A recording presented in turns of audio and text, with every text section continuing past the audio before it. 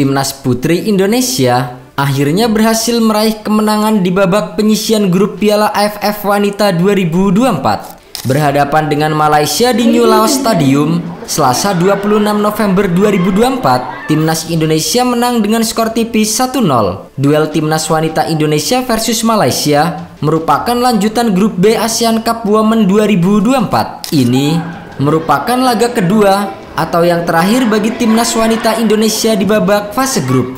Tim asuhan Satoru Mochizuki sebelumnya membuka perjuangan di ASEAN Cup Women 2024 dengan melawan Kamboja. Namun sayang, Timnas Wanita Indonesia gagal meraih kemenangan.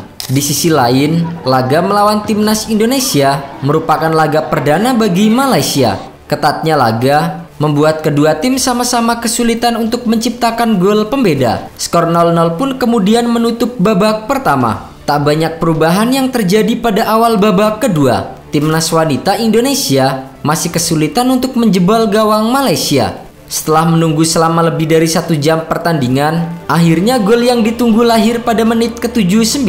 Gol tersebut dicetak oleh Claudia Swaneman. Pemain yang memperkuat klub Hamburg SV itu berhasil menaklukkan kiper Malaysia dan membuat Timnas Indonesia unggul 1-0. Hingga pertandingan berakhir, skor 1-0 untuk Timnas Indonesia tidak berubah.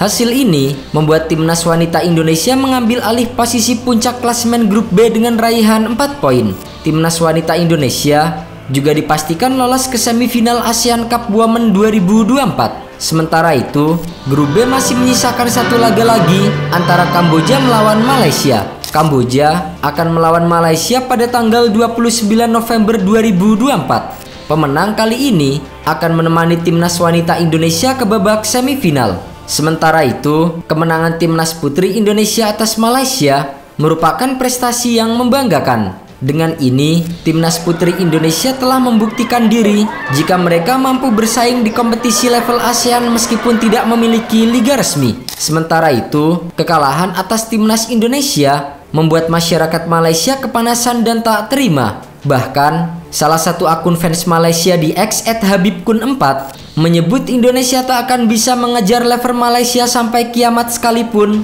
jika Indonesia tidak diperkuat oleh pemain naturalisasi. Semuanya Belanda, dari pria sampai ke perempuannya. Setelah ini, naturalisasi Belanda untuk duduk di pemerintahan. Siapa tahu bisa lebih maju dari Malaysia. Sebab pribumi kalau mau bersaing dengan Malaysia tak akan bisa sampai kiamat sekalipun.